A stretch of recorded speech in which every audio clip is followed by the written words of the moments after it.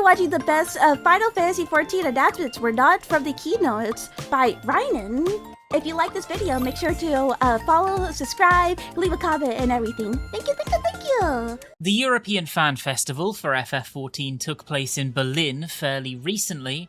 I was there, and it was absolutely amazing, but after listening to the opening keynote, one thing that really stuck with me, which I was both surprised and a little disappointed by, that is that so much time was invested in recapping what was already announced over at North America a few months ago, but when it came to bespoke Hi Spam, how you doing? For EU, there was definitely a strange sense of being stretched a little bit thin. Don't get me wrong, we got some really interesting stuff that I personally wasn't expecting, like the Final Fantasy VII themed 8-man raid series, the entire revamp to the Chocobo companion combat system, which will also allow them to enter dungeons alongside players, and the new tank job Bastion, which I suppose we were all expecting, but I definitely felt a little bit like specifics were being avoided in favour of more vague concepts, quite simply because the final product isn't in a place to show quite yet. That's why I was really excited to see that the press conference, which happens later on in the festivities of FanFest each and every time, took place. Oh yeah, I love how detailed their armors always get. That I'd argue might even be more exciting than the keynote itself, in part simply because they are far more comfortable to use absolutes and concrete information and answer questions directly.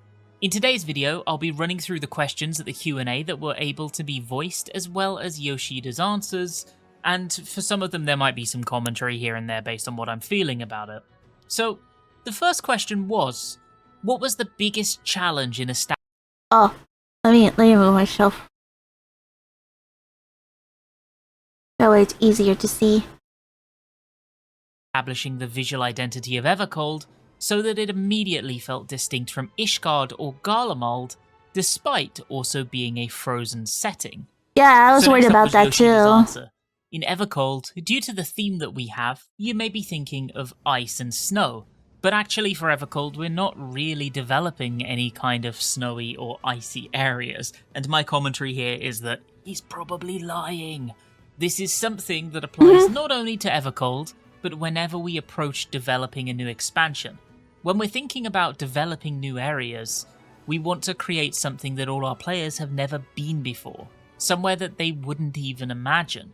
We want to think up areas that we ourselves haven't really experienced or seen before either. So when we go through that process, we really want to have a good think about what kind of scenery there is, what kind of culture there is, and what kind of daily lives we can experience that are really refreshing and something completely new. And then after we've defined that direction, we go about creating the artwork. So we did the same thing this time as well. During our attempt to create this world of the Fourth, this is just something not only for areas, but a challenge that we take on generally whenever we approach a new expansion. This time around, we've been looking at Norse mythology and Nordic culture as a source of inspiration, and really looking around and seeing what kind of old mythology there is that we can draw from. And then we melded that with a fantasy aesthetic. So, I hope you can look forward to it. On a final point regarding some sense of distinction from Garlemald itself, I think Garlemald you would associate with icy, black, dark scenery. Whenever we create new areas, sometimes we do end up with a similar aesthetic. So there are some times where we create these new areas and we think... let's be honest here. Heavensward wasn't just full-on ice, actually. A lot of people, when they think Heavensward, they think of the snowy area. Like, for example, Ishgard, Ishgard. Yeah, that's snowy and everything, but a lot of the areas wasn't snowy. It was actually pretty greenery and all that, especially when we go to the dragon parts of the areas. So, like, I don't think it's bad to have more snowy areas. I actually like that there would be more snowy areas. A good spam! Yeah, it does look a bit like Garlemald. Maybe we need to look to a slightly different direction. And now back to me. Honestly, my 2 cents are that I actually want more Snowscape and also more Garlemald. For me, snowy locales are some of the best in FF14, So I'm Yeah. actually eager to get to revisit them at least a little, assuming what he's saying is a bolt-faced lie and we will get a snowy area. I actually feel like Garlemald Zone was actually not enough either. Like, I would love to have seen more of Garlemald, because Garlemald was this place that we were talked about since day one. And it was so, like, over-talked about, and then when we finally got to go to the place, it was like, okay, that's it. Move on. And it was like, oh, okay. More than that, I feel that Evercold is going to do a great job of the whole varied setting thing, considering their ships each have such separate and bold themings. The next question was, do you have any plans to modernize the housing system in FF14 going forward? And this one is interesting. Yoshida said, oh yes, I think this question has maybe been refined. It's a little bit vague, a little bit more ambiguous. I get the feeling that you really want to ask, well, World of Warcraft has come up with this amazing housing system. They did. How about FF14? And then he asks who gave the question, and says, I think that must be what you really wanted to ask. I'm sure for all those journalists and creators out there who have been with us on this journey for a long time, I hate the housing system. Realm Reborn, I think you would know that we have an immense respect for the World of Warcraft team. So when we saw that the World of Warcraft team announced the new expansion and this new housing system, and they said specifically that they looked to FF14 and incorporated things which they wanted to surpass us on. It looks like a character from Dark Souls. I can see that. Is very much a sense of great honor for us to hear.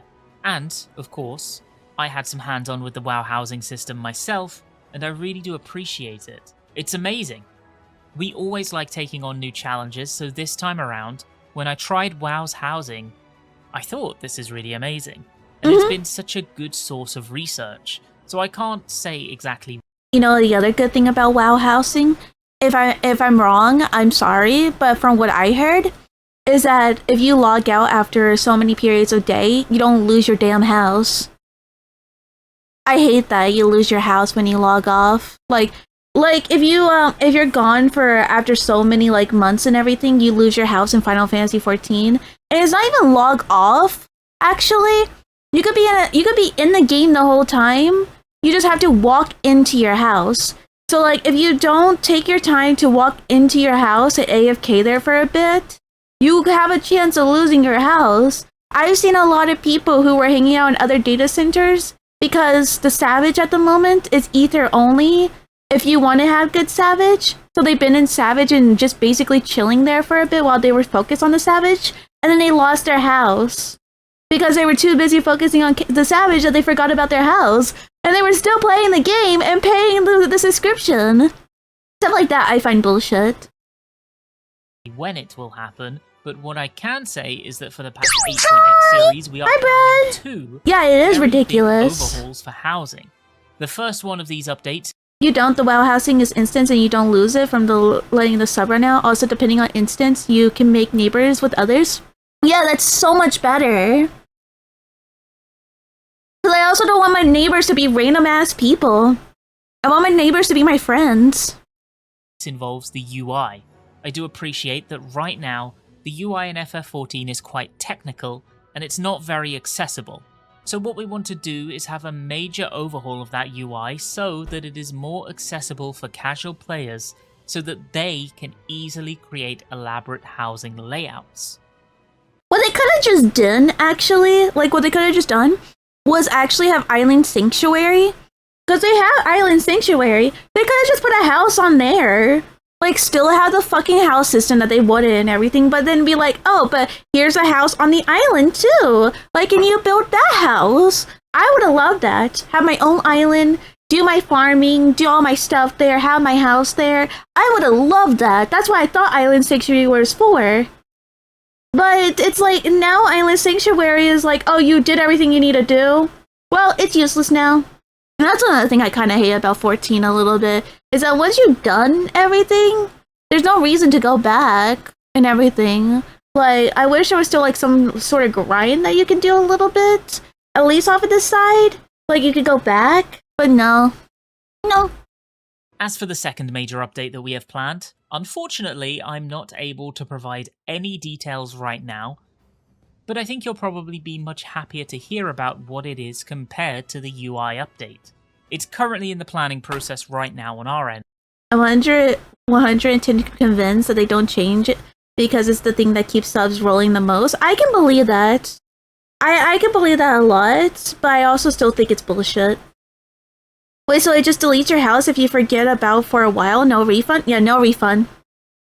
No refund. Yeah, and those houses cost a lot. And back in the day, it used to be one of those systems that you would have to be staying there for weeks, clicking over and over again, hoping that you would get it first. People would literally like lose like job days because of it. Now they added a lottery system, which is also bullshit, because if you're the first person who walks up there, it claims it. Someone could walk up there next to you and claim it, and then the lottery could literally let them win instead. The house system is just too broken, too like horrible. I hate it. And there is a higher chance that it will get released earlier than the UI update. Once we have a better idea of when we can provide this update, we will announce further details. Yeah, I lost all my stuff. I actually cannot say any specific details right now, but I think once we're able to share those details, it's probably the #1 thing on the list that a lot of people are requesting. For me, great news. I think a game that lasts is one that is willing to learn from the successes of its peers, whilst also retaining what makes it itself so strong. FF14 has often failed in that regard, I feel. They do so much right, but what they do wrong often stays wrong. I can't wait to see what they cook up, and I really hope it is a version of instanced housing that can ignore the lottery system, alongside housing usability and UI updates. Was Bastion inspired by any jobs from older Final Fantasy games? Yoshida said that this is not just limited to Bastion, but whenever we want to implement a new job in FF14, of course, there are cases where there are things like the Red Mage and Pictomancer which have a connection to previous Final Fantasy titles. But most of them are like that. Thing for us is that we are consciously paying attention to making sure that the job is engaging and fun to play in FF14. So when we thought about which next new job to put in FF14, this time we thought, okay, we need to put in a new... I just started playing... Damn, I didn't know if there was a point to buy a house. I just started playing FF14. I didn't really know for now. I'm going to give it as much time. Are you playing the free trial or are you paying a subscription? Because if you're paying a free trial... Hi, Marassi! If you're playing with the free trial, then you can't get a house anyways. If I remember right. But... Yeah, but housing, no matter what, is optional. You don't need housing. It's actually, at the moment, it is recommended to not have a house. I know that sounds weird, but I always recommend people to not have a house, because a house in the end is just, it's for people who are always going to log into the game, even if it's just to AFK. So, it's getting better from what they're showing and everything, but at the moment, I wouldn't recommend getting a house until later. Tank job, and we decided on Bastion, but it was not related to the previous Final Fantasy titles because... Yeah, free trial for now. Buy the sub later. So far, liking the game. Oh yeah, I recommend. There are apartments. If you do ever get the game, you can always just get an apartment, and apartments never go away. Actually, I used to have a house, an apartment, and I'm in an FC with my own room in the FC as well. I lost my house because I was taking a break from Final Fantasy to focus on school, but I still have my apartment and I still have my FC room. So those things you don't lose. You can lose your FC house if everyone in your FC doesn't log in, but as long as one person goes into Final Fantasy and walks into the house, you won't lose the FC house. FC houses are easier to keep than personal houses because you have a lot more people you can rely on. Imagine losing the FC house. Yeah, it's harder whenever you have a group of friends who all don't log in for a while. Yeah, I do feel bad about that because when I moved to a different friend's FC, we could have kept that house for you if we didn't move, but Yeah, shit just happens. Hi, Jimmy. Hello. Hi, Sunny. You guys forgot about the FF14 stuff, by the way. Yeah, you can always ask people in the Discord too. I play 14. Ina sometimes plays 14. Ace plays 14. Sky plays 14 religiously. Gobo plays 14 religiously. We have 14 players in the Discord. We just never had a 14 chat because I wasn't really streaming 14 because it was my comfort game. And I was kind of afraid of streaming my comfort game on stream again because I used to. But I was kind of afraid doing it again because I really don't have a lot of things to stream when it comes to Final Fantasy related. But I do plan on streaming it again. And I don't mind making a 14 chat in the future. I might. Who knows? It depends. Because I do want to bring more Final Fantasy community. I wanted to make an FC for the Peachtii server, but the problem with that is airships and submarines. Steph doesn't want to start all over on that, so I was like, okay. So we'll think about it. We'll think about it. If we start streaming it a lot more and we do more 14, maybe I'll make an FC for it so people can join. But it really depends because you have to be in my server to even join the FC in the first place. You may or may not pick this game up again. You should. You should. I love the game. It's really much my big comfort game. Because more than anything. Oh, speaking of which, I'm so excited that auras can like change their horns now in the future because I like phase 1 aura, but I like phase 2 horns, and now I can finally like mash it together without plugins.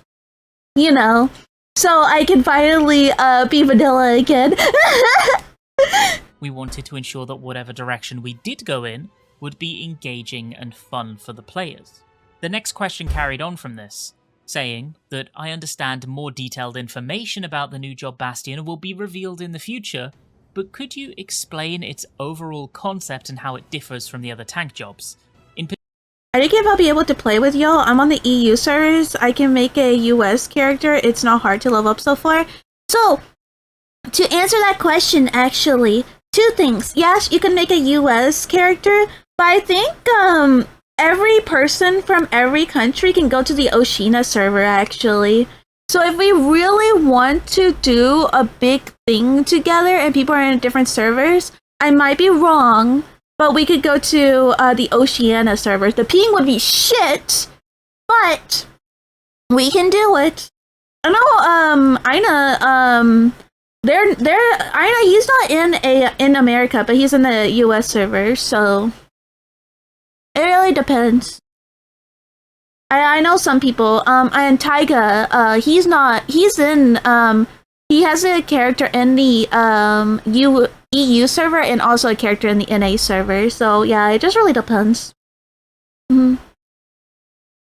You play with 200 ms ping, it's somewhat fine. Yeah, like, there's this plugin, I'm not big enough so I can actually say this, but there's this plugin that kind of helps with pings and everything. I hope that Final Fantasy will do something similar to that in the future, because Final Fantasy has this thing that they do, and you'll notice it, actually. A lot of their upgrades, usually 9 out of 10, is taken from the concert stuff and everything. Not concert, competition stuff, like the art competitions, or it's stolen from mods. So I hope we get a ping plugin thing for Final Fantasy like they do in the plugins, actually. It would help a lot for a lot of my friends. You played League with 200 ms before? That is so funny. I could never. I used to play League of Legends on my MacBook, like my old Mac laptop. Hi! And it was so fun. Hi, Verter! How you doing? In particular, I'm intrigued by the inclusion of ranged attacks as part of its combat kit. Uh-huh.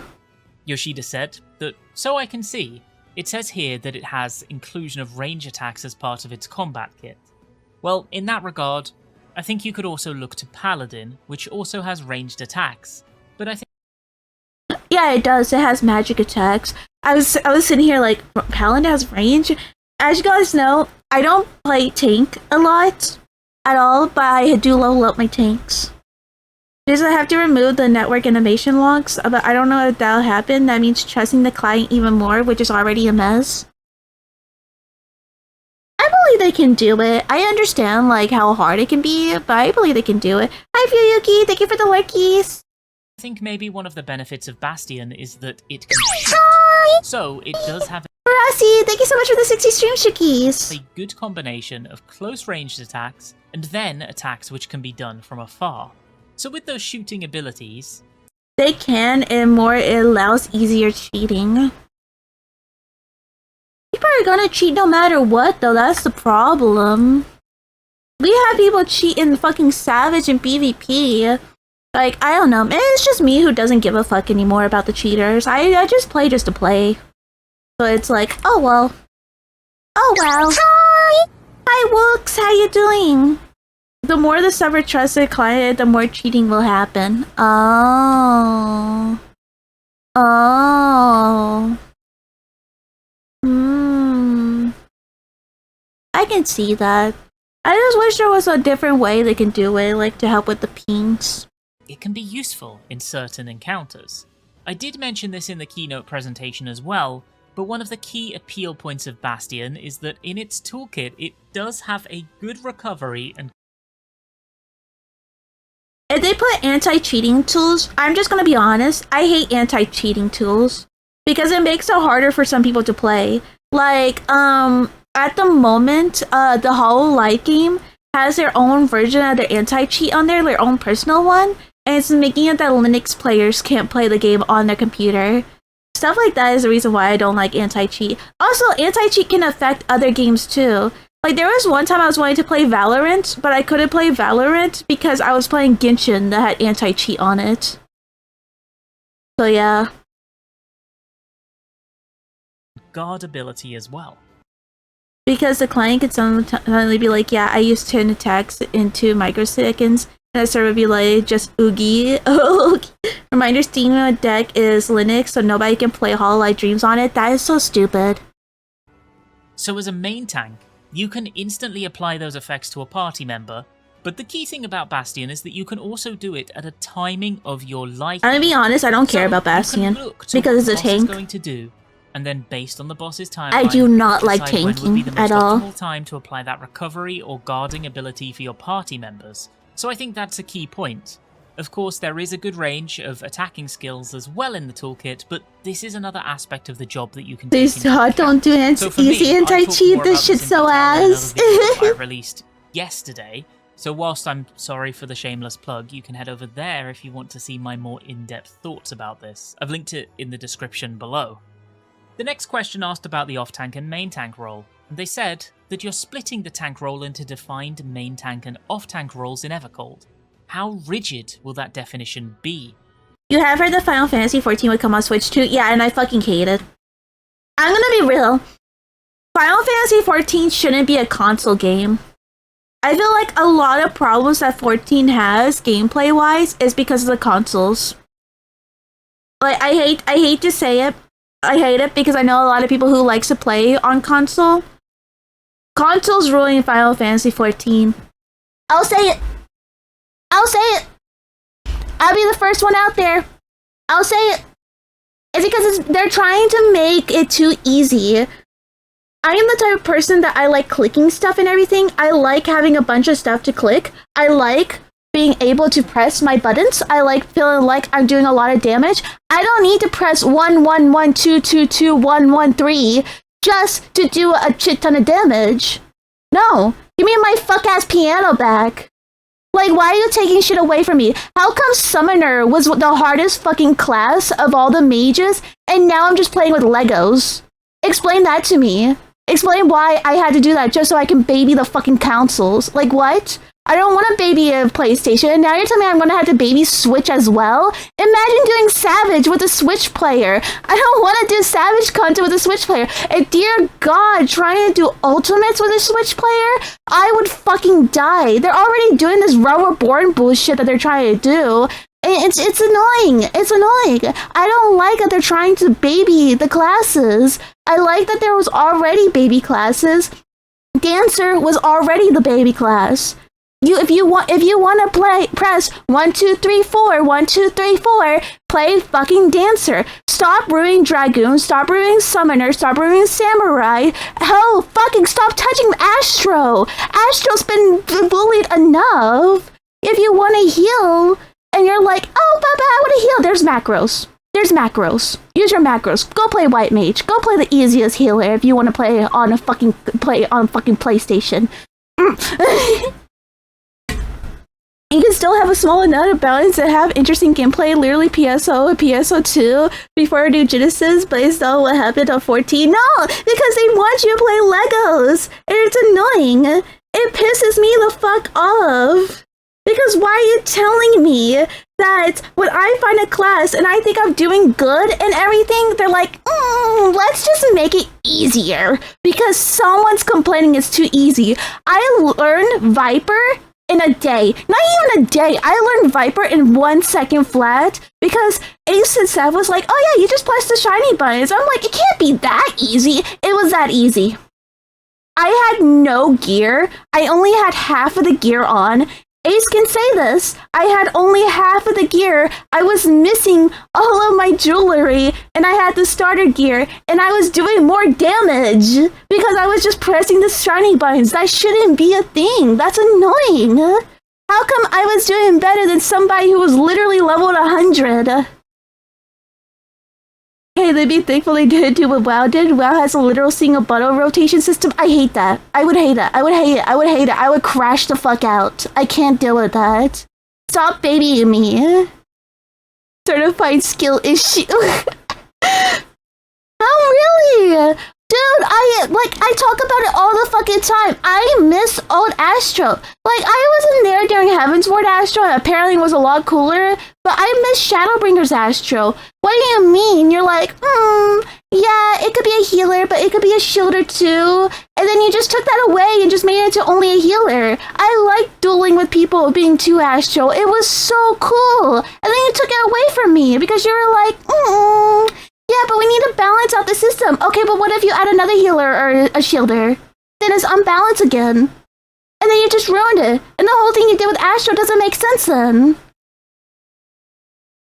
I miss I would not touch Dragoon to make changes that literally didn't need to happen. I miss when they don't touch anything in general. Like, really, I wish they would stop touching old classes and just focus on newer classes. Cause like, what do you mean? You're like, but yeah, let's fix the older classes. I understand. You need to make it feel better when it comes to like, when you're over a higher level, but stop messing it too much. The class is already good. That's what makes me switch classes. Anyways. Will tanks be able to easily switch between the two? Or is it time for warriors across Eorzea to learn how to play off-tank? Yoshida said, I think maybe there is some misunderstanding. So just to clarify, in Reborn mode there is no clear distinction between main tank and off-tank. That clear difference is only applied in Evolved mode. I think there's a bit of sarcasm mixed in there, but to hear this question about whether it's time for warriors across Eorzea to learn to play off-tank, that does bring a little bit of pain to my heart. We do get similar feedback from Dark Knights as well, and when we do get that feedback, it sits similarly. It hurts me to hear. Of course, in those cases, you have to decide. They're so shit when it comes to this. The main tank and off tank, and we are designing it so that it is fun to play as an off tank. So I hope that people will look forward to it. Having said that, I don't think there's any kind of preparation you need to do in advance. The reason being is that this new system we're introducing is going to start in 8.0, and the only kind of real situations where you need main tank and off tank is really in higher end content. So starting from Savage or higher difficulty content. In those... Speaking of that, actually, I don't know if you guys saw it, in the live letter, the video, live stream, they're adding mid-tier now. So, for people who do not know or don't play Final Fantasy or just don't do Savage or extreme context in general, 9 out of 10. You do normal content, which is your trials, your normal raids, your stuff like that, and that's it. But if you want to get higher, you do extremes, which is the trial, but a little bit harder. Those I would call easy, because I do savage and everything. I think extremes are pretty easy. Like you'll fail here and there. It's hard to learn sometimes, but you'll get a hang of it. You can clear a extreme at max a month, depending on your skill. That's how easy the extremes can be. And then after that, it's savages. Savages, depending on the savage fight, are a lot harder. Some fights are easier than others. Some beat you the fuck up because they decide to bring ad phase out of nowheres. It is hard sometimes. And sometimes it's not even hard because of you and your skill. It's hard because some fucking idiot comes in and says, I know how to clear this content, and they don't, because they never cleared it. They lied to you. And then they literally bring everyone else down because it is a team trust thing. Imagine you being in your spot and someone throws a fireball at you, basically, because they didn't know they were supposed to stand on B. They started on D instead. It's that type of stuff. That's fine. And everything. And then after that, it's ultimates. Ultimates are hard. They are so fucking hard. And they're long. So fucking long. They take months to finish. And it's because you're not only dealing with people, but you're dealing with a bunch of things that's going on. And it's a lot of stuff. And once you fail, you have to start all over again. It is very hard. So that one, I understand. They're adding a mid-tier now, which is supposed to get you into Savage for a lot of people who have a harder time with Savage. So, for example, we had this fight called M1S, which is you fighting a cat girl, basically. And you fight her in the normal one, and then you would fight her in the Savage one. If they had a mid-tier for that, there would be a version of that for her that's a mid-tier. The thing that's confusing me is that it's going to be easier than Extreme, which I kind of don't agree with. I'm going to be real. Because in my eyes, it's like, oh, if it's supposed to get you into Savage, it should be normal raids, extremes, mid-tier, and then Savage. But they have normal raids, mid-tier, extreme, then Savage. I don't like that. There's gonna be a lot of things you're gonna hear me complaining. Was it supposed to be between extreme and Savage? I might have read it wrong. But I saw that it was before extreme. Like, it's supposed to be as easy as Extreme, or maybe even easier. You could prove me wrong. I might be wrong. I was also drunk, so I could be wrong. I just remember getting mad at it. But I do think it's really good to have, though, because I've seen a lot of people, and I've been in a lot of groups that needs that. That they're too good for normal, but they still are a little bit,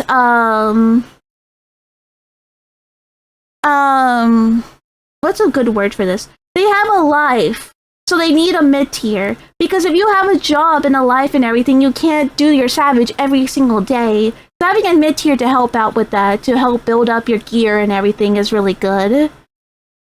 It's as easy or easier than Extremes. Okay, so I am right. Hell yeah. Yeah, then that proves my point. I don't like that. I think it should be, I think Extremes should be easier than mid-tier. Extremes are easier enough as it is. Yeah. I don't like that.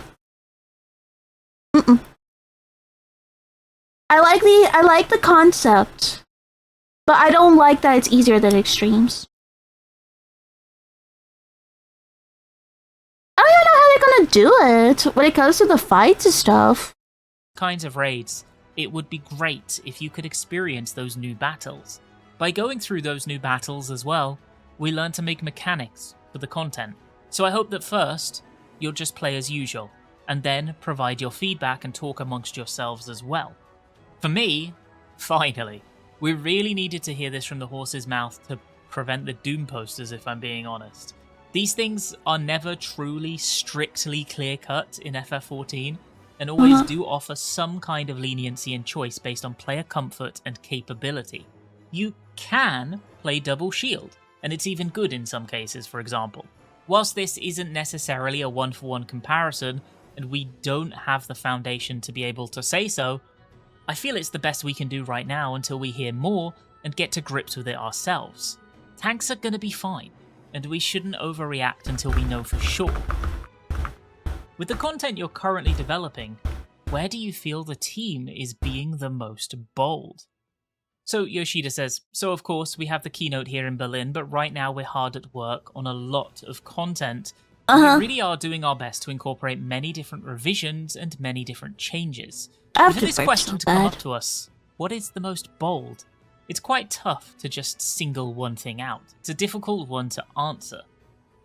They have a little back and forth, and they clarify that it is specifically about content, and then Yoshida gets into his real answer. He says, I think in terms of content, there are the 2 raids that we're working on. First, there's the Evangelion crossover, Ghosts of Desire, that we're... Oh, I'm so excited for that! And then we also have the...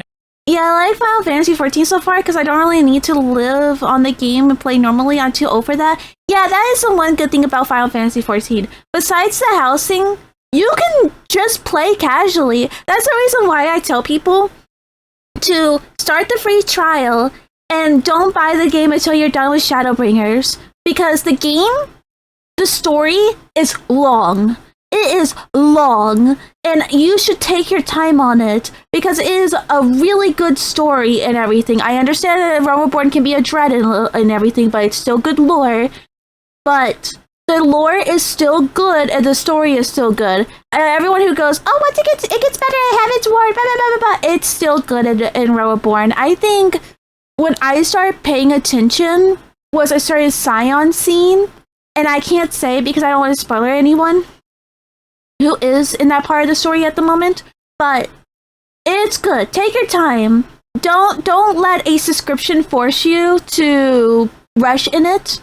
Just take your time because it's free. And you can do dungeons. You can still make friends and stuff like that. You just have to have them invite you. So like, because you're a free trial, you can't invite me into a party, but I can invite you into a party. I can still invite you into a friend, and I think I can invite you into my link shell and everything too. So it's still good.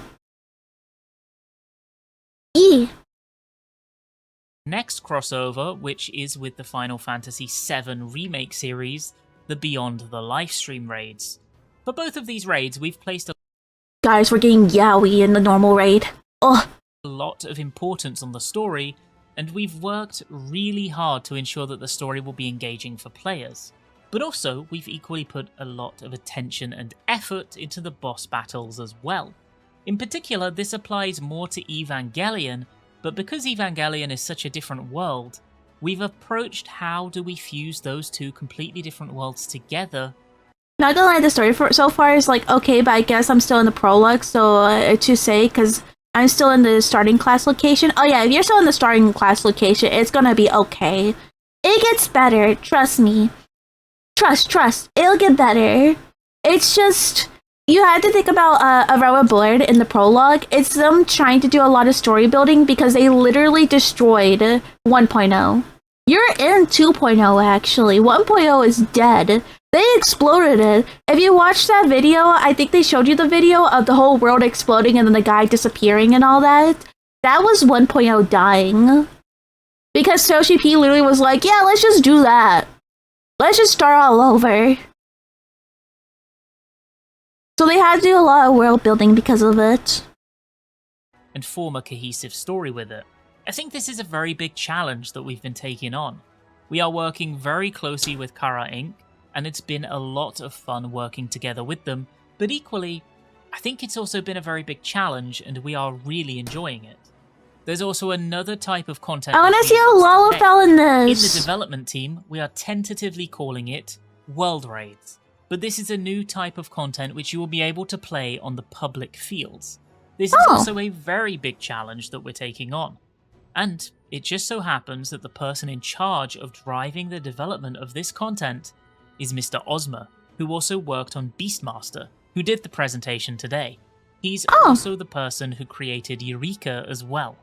I think he really is drawing out his rich experience. Wait, so are we getting an Eureka, but not Inazal? Which you will be able to enjoy on the fields. This is not implementing in 8.0, but I don't think it would take anything longer after that. So, I hope you look forward to new information when we're ready to announce it. And by the sounds of that, he seems to be talking about an 8.1, 8.2 style release schedule. Mr. Ozma is my goat, to make it clear. He spent the last handful of months working away at developing Beastmaster, which he took the lead for, and before that, he was known for developing some of the hardest and most memorable battle content in FF14 history. It seems that next, he'll be taking Hi! How you doing? And if How was your vacation? To be totally honest, there isn't anybody else I'd rather see take. You pick Marauder, by the way. You like being punched in the face. Thank God you're the Marauder. I hate tanking. I can play DPS and healer. The tanking, I hate it. I only tank if Ace is healing me because I know when I tank, I'm not gonna die when Ace is healing me. Everyone else, I'll die because I'm just not a good tank. I won't press my mitts or anything. They'll yell at me and be like, hey, PG, you need to press your mitts. I'll be like, huh? And then I still won't press my mitts. Did you get your rainbow horse? No, I didn't. I don't have money to give 3 subs. So I didn't get my rainbow horse. How you doing though? You became one with the earth? Thank God. Everyone needs to touch grass. Don't go on Twitter for a while. It's on fire on there again. Take the reins on this. I'm really hoping they take some serious cues from Guild Wars 2 in a lot of aspects to the open world. For the it's Twitter, forward, yeah. While still retaining what makes FF14 battle content best in class. Are there any challenges you want to take with Evercold and the content that will be releasing following it?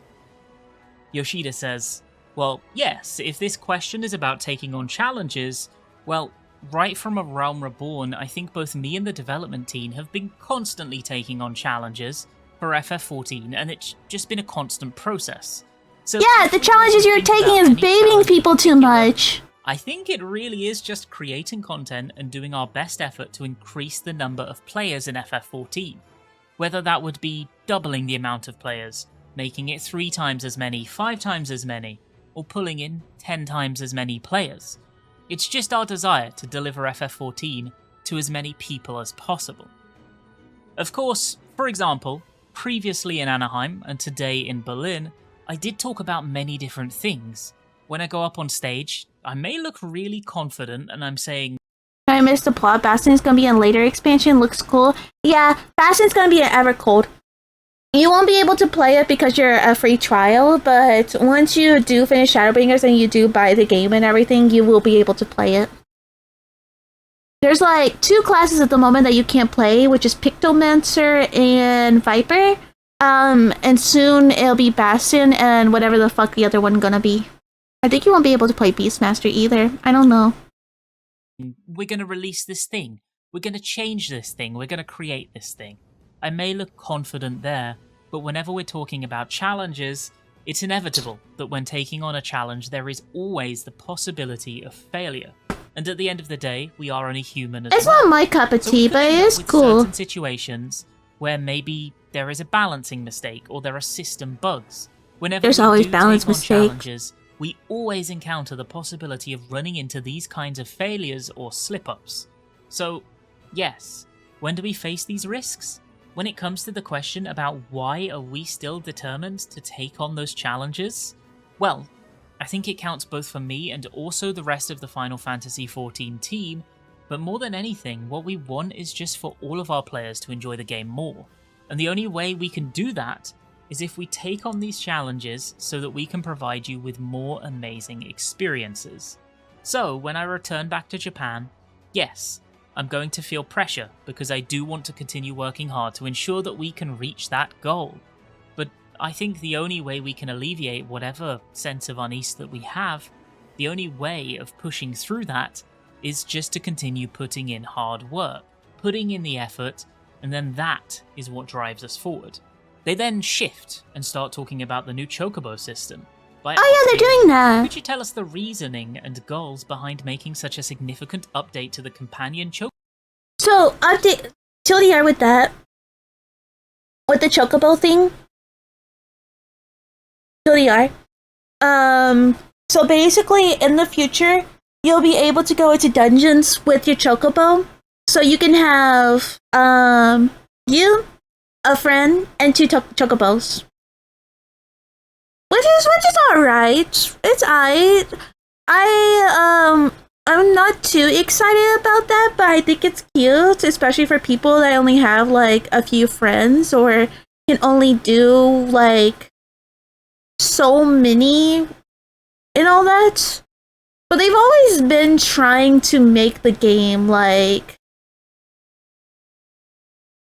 a little bit solo anyways, because they already had the trust system that you could play with NPCs instead of having random people with you, which is alright. It's right. Like, I never cared about the trust system, and I don't think I'm gonna care about the chocobo system, because when I play 14, and I go into dungeons, I go fast. And usually 9 out of 10, if you play with NPCs, and I feel like it's gonna be the same with chocobos, it's gonna make the dungeons a lot slower for people who do that. But I guess people would choose that over playing with randos, to be honest. But for me, I'd rather play with randos and just make it go fast. So yeah, it's all for me. But I can see it'd be good for some people. Chocobo system at this point in time. And one thing I want to make clear, the answer here is really interesting on a more broad spectrum. In Evercold, I have announced that it's not only for the companion chocobos, but we are looking to various systems when looking to make updates. Truth be told, we did not intend to incorporate this companion chocobo update only because we have 8.0 down the road. The order is actually reversed. So originally, we have the release of 7.0, and then it was just around the time that we finished development on patch 7.1, and we were starting development on patch 7.2. And I was looking to think about how would I incorporate the game design moving forwards to 8.0. I was working on that myself. When I was going through these deliberations, I was really torn. But as was mentioned in the previous question about taking... I'm actually impressed by how popular FF14 is, considering that MMO kind of dying as a genre, even getting in queues and join the server. So it's because a lot of people get like really like I'm gonna say this. Actually, it's because the story is carrying the game. A lot of stuff that carries the game is the story. And you get so like into the story, you get so into the characters. Your waifu has bandos in the game now, and a lot of people actually will write stories of their character, their warrior light. Like for me, I have lore for my warrior light now.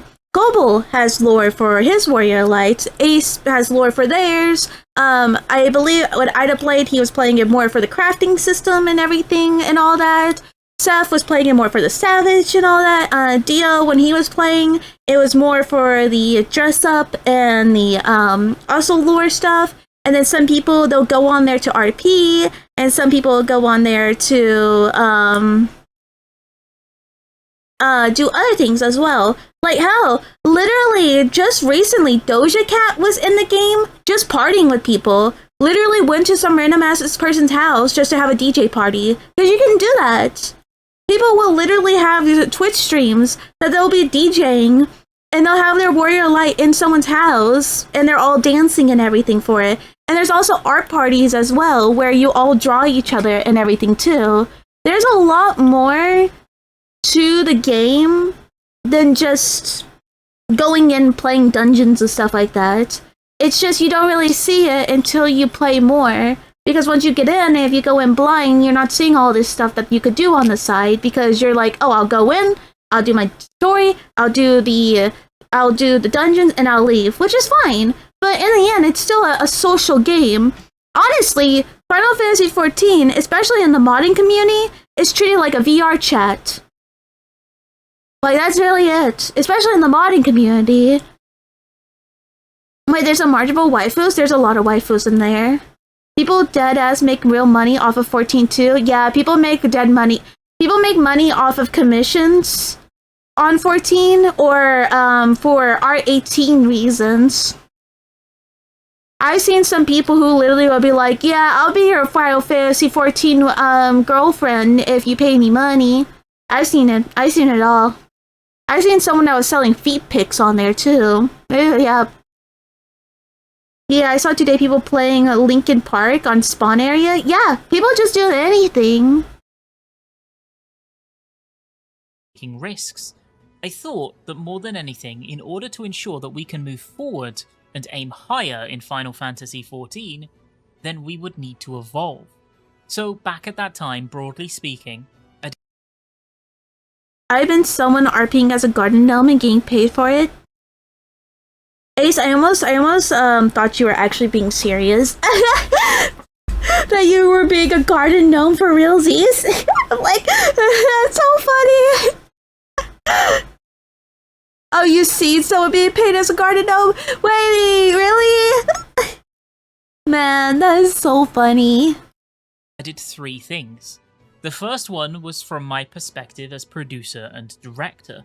I looked at the game and I thought personally about what I felt we absolutely needed to change, and I listed all of those things by myself.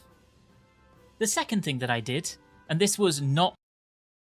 If Ace was a garden gnome, that'd be a sexy one. I believe Ina would agree with you too, actually. But Ace would make a good garden gnome. Ace is a druid, so yeah. Only including me, but it was me and core members of the FF14 team. There was assistant director Yokozawa, who most recently directed the Heavyweight and Heavyweight Savage raid tier, battle director Sato, and there was also Mr. Ozma and several others. It was really just a handful of core members on the FF14 team. We sat down together and we had a really long discussion about how should we change the game design. This discussion spanned hours and hours. The third thing involved an even bigger group of people.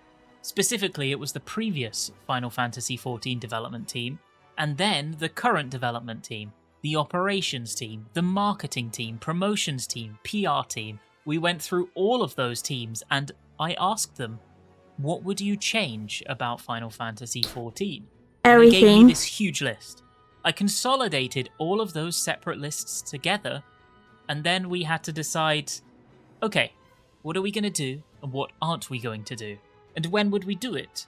So I went and assigned a priority order for each of those things, and through that process it was decided that for the companion chocobos, we should do that sooner rather than later. So when you look at the PR campaign for 8.0, you might be thinking that we're just focusing on the 8.x series, but what we really want to do is also look at Final Fantasy XIV as a whole and see what kind of evolution we can give it. So, this includes the 8.x series, as I already announced some big things coming in 8.1 and 8.2. But what we want to do is further evolve the game moving forward as well, and continually providing those big updates. And this would happen right up to the run-up to 9.0, but we wouldn't just stop there. We would still want to continue evolving again, even further. Evolving. And now back to me. I have so many questions about, firstly, the Chocobo system personally, and I feel that honestly, this answer speaks more about the open communication Square Enix is attempting to put at the forefront going forward, rather than the Chocobo system itself. I find this very promising. So many people in the global FF14 team are dedicated players, endgame raiders, crafters, people who are actively and socially involved in the game and more, and they really do have a good understanding of the pulse of the community as well as what people want, enjoy and dislike. I've seen that firsthand. Knowing that they have been brought into the conversation makes me feel positively about the future, honestly. But this system could be really great, going back to the Chocobo system. The issue is that right now it's just kind of superfluous words.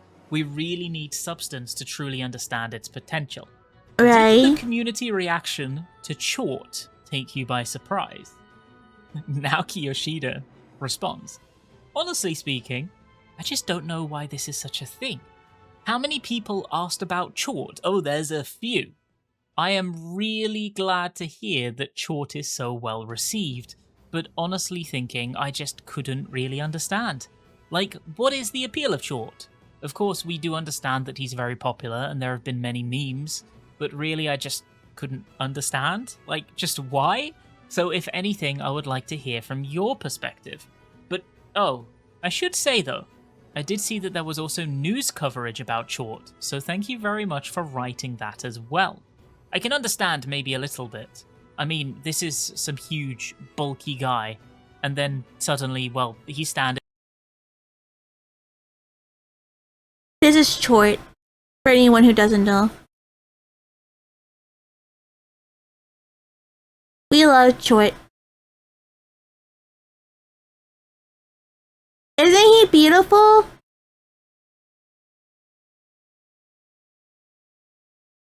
I love him. There and then he like rolls. So from that perspective, I can kind of understand.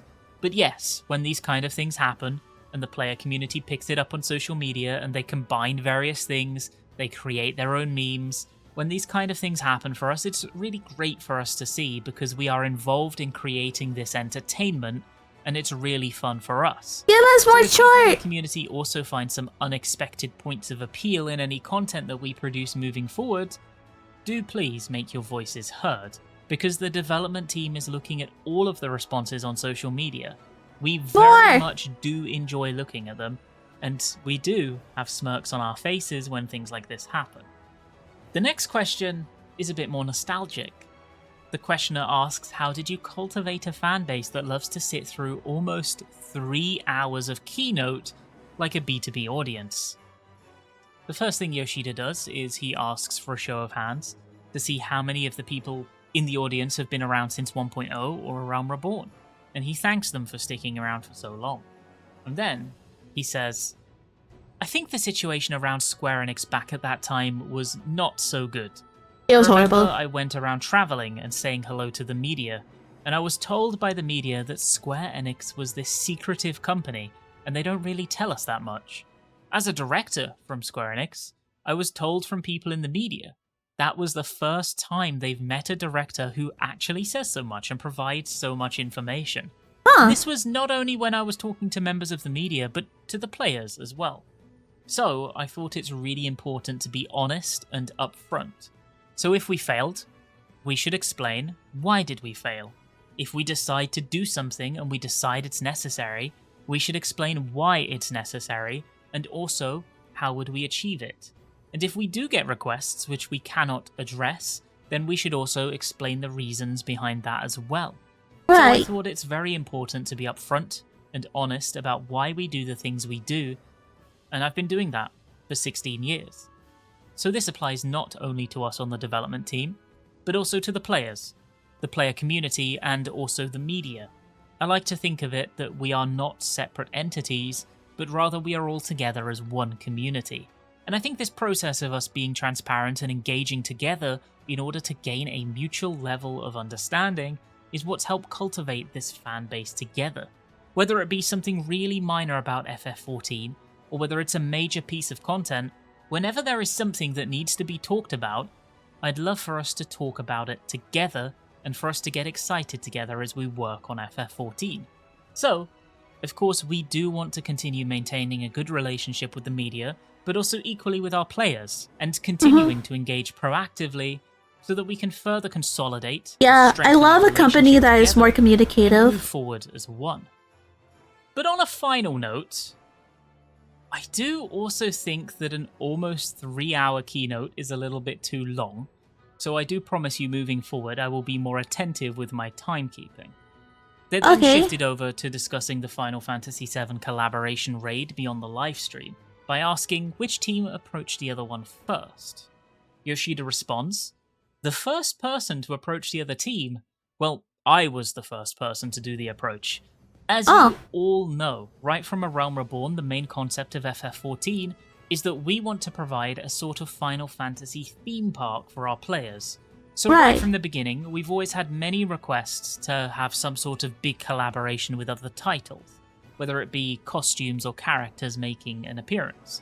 But I'm a member of the board, and I knew that the Final Fantasy VII Remake series was in development, and I knew that more than anything, what the fans would be anticipating. I feel like it could just be a chatting stream, but with a main goal as well. True.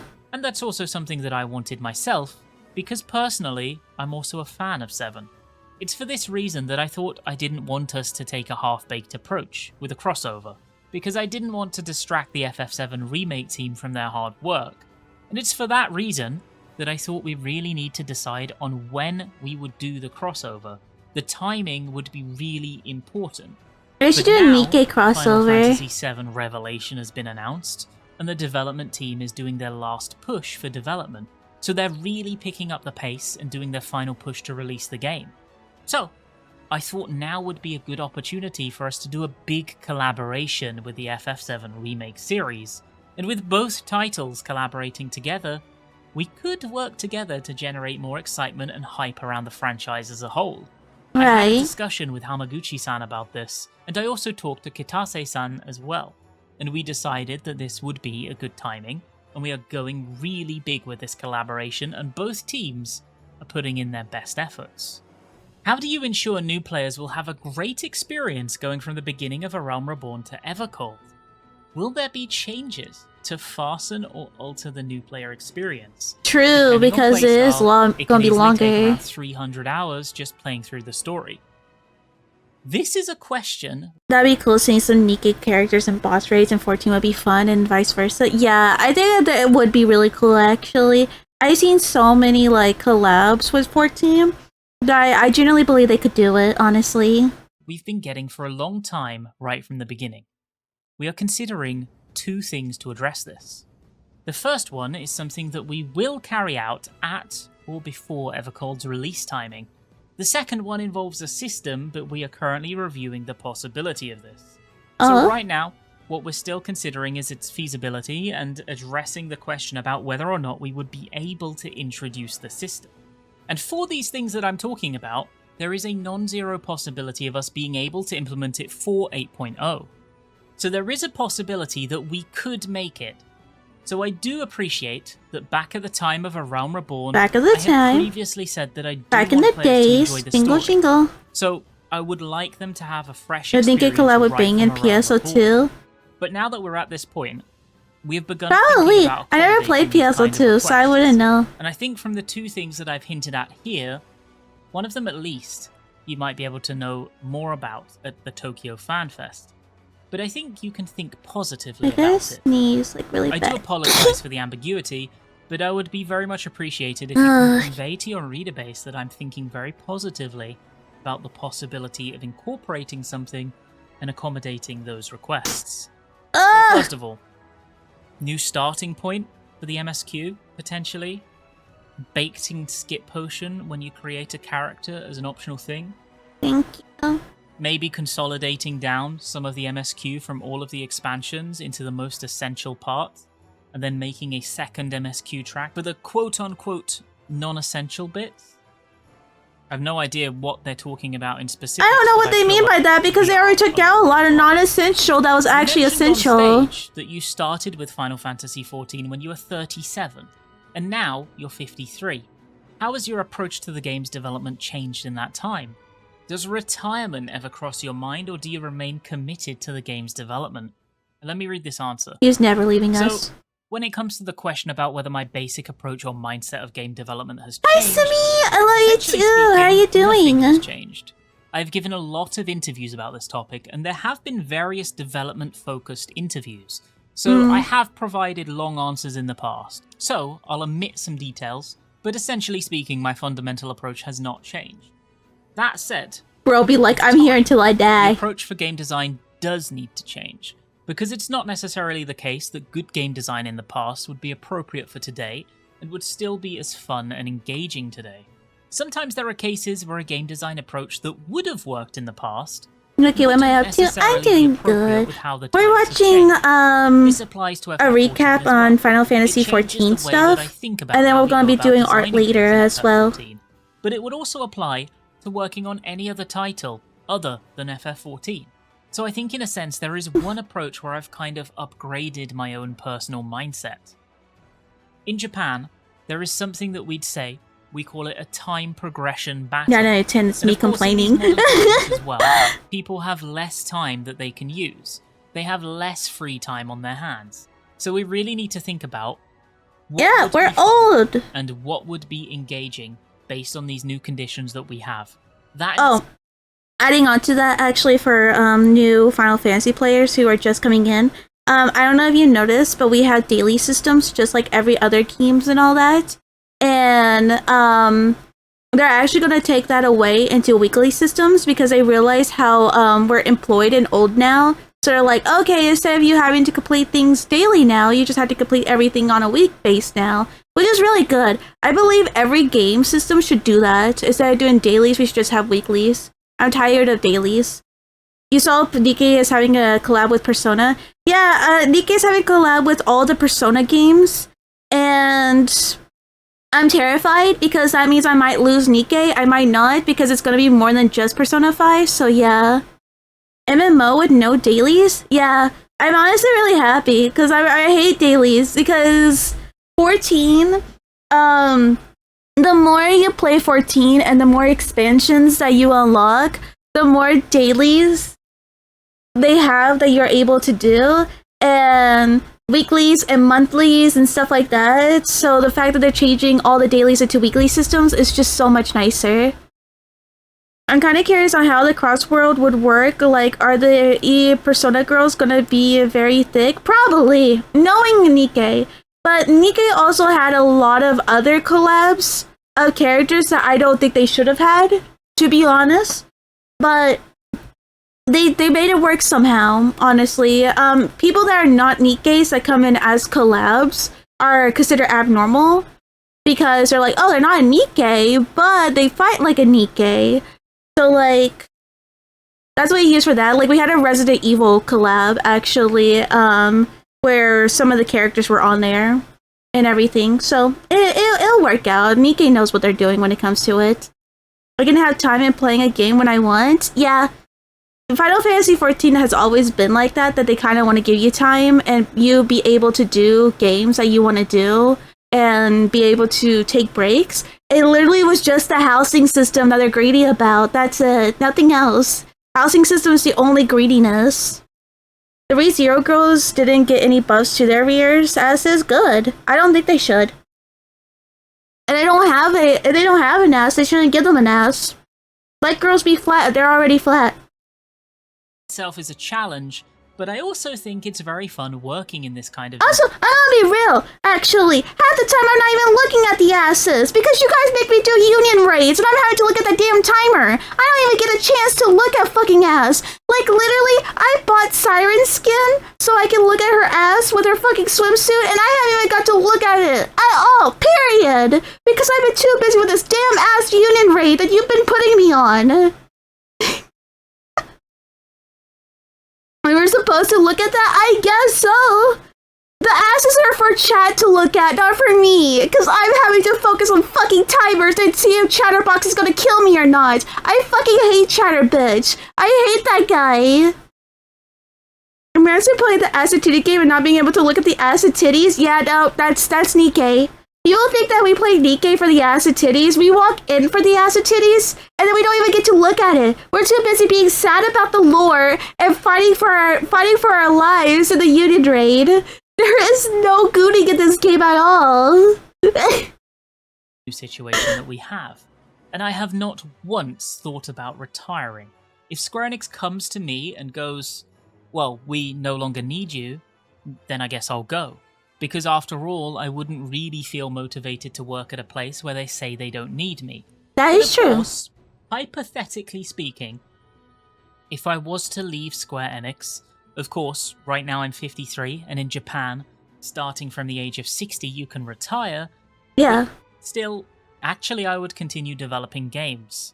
I might work with a close-knit team of my own friends, and we would gather funds together and develop titles together.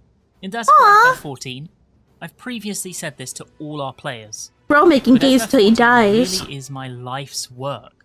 So as long as the FF14 players don't go and say, hey, Yoshida, you've got to quit, I do intend to continue working on the title. And the last question of the day pertains to character customization. They ask, today you revealed more character customization, including the ability to remove certain markings and changeable horns across races. You mentioned that you've been relaxing your views on lore accuracy, and we've already seen that through... No! Before he answers this, I'm gonna complain again. This whole stream has been me complaining about my comfort game and everything. Peach, on what data server are you playing? I might actually make a new character with y'all. Primal Leviathan. Yeah. Leviathan, bitch, Leviathan, bitch. Back to complaining though. So, this guy this little motherfucker over here of Daddy Yoshi P literally went, okay, well, I mean, I don't mind changing things down because, you know, I just need to be more relaxed when it comes to lore accurate stuff. You've been accurate. You literally been relaxed with lore stuff with yourself since Alexander. Like, shut up. Literally, Alexander, you change aura stuff. There are a bunch of auras in all the zones with different color of hordes and everything. You added male Vieras and female Hawkguards. You literally been changing your lore. I don't want to hear it. And then now he's like, well, I mean, I'll be relaxed, I guess. Like, oh, okay, now you're going to be relaxed. Thanks, Yoshi P. Thanks. That's what I want to deal with. King Glamour restrictions earlier this year. What has caused you to change your attitude towards this? Yoshida says, so yes, I do think that there have been some changes. As a game developer, I think it's our responsibility to come up with the lore, the world, and the rules of the game, and then to provide that to the players. Because of that, I think from a creative perspective, we are really particular about how we want that world to be. So you weren't. Of course, we do understand that players may provide their own requests, but when it comes to the question about why we would not want to implement those things, well, let's take, for example, the Makote. The Makote are a hunter tribe and a warring tribe, so it's only natural that they would have their war makeup. And previously, I said that we would not remove that war makeup from the Makote. You had Makotes, like, who weren't in tribes. They were like, yeah, we want to turn it off. We want this makeup off. But I refused because I said, these are the rules of the world we provided, and this is the lore behind the race. And it was for this reason why we have not previously allowed that. But when it comes to this lore, and being very particular about the lore, I thought to myself that this can also be considered an aspect of roleplay. And in that regard, I kind of upgraded my own mindset and my approach to it. So, in FF14, we have the Makote, and as announced in patch 8.1, there will be the option to remove the makeup or switch it off. But as a player myself, if I'm playing with a Makote, I would personally not turn it off. The reason being is that I love the lore behind the game and the unique characteristics of each race. Don't lie to me. But when it comes to the question of following that lore and being really loyal to that lore, I think it's not really a question of good or bad, but now I begin to think that it's more of a question of how particular you are about that aspect, and that's more tied into role-playing. We have millions of players, and even if there was just one player who was really particular about that, and they would lose that option to have that design in the way that they prefer, I thought this wasn't really the direction that we want to take, but rather that we want to give the choice to players. So, for those players who are really particular about how they want to present their characters, then we can provide that choice to them. So now, they have that option, and that formed the basis of this approach I'm taking. So, for those players who are really particular about the lore and they're thinking to themselves, oh, Yoshida, this change is such a shame, if they're like me and they really want to be particular about how their character is represented, then they can just do the same as me and make sure that the display is switched on. So we want to provide that choice to the players, and we don't want to force the players down any particular route. So really, it's just providing that option for the players so they can be particular about what sorts of roleplay they want to do. That was a choice that I made as a game designer, and I wanted to provide that option to all of our players. I think this Q&A session was actually really something, and that we got far more of a look at Yoshida's direct thoughts on various topics related to the keynote. For me... Anyway, separate brow and hair color. I want darker eyebrows because I hate how the eyebrows blend in the skin. Yeah, no, I feel that too. As someone who makes a lot of white hair and pink hair characters and everything, who also has very pale skin, I hate the fact that my eyebrows will literally be the exact same half the time. Like, I don't like that. I never care for it. Like, it's fine when it comes to like 2D art, but 3D art, it can look weird sometimes. I want more of this. Less curated superfluous nothing, less marketing buzzwords, and more of just the team talking about the game they're so very passionate about, and and sharing anecdotes as they continue to create and innovate on it, even over a decade later. Is that it?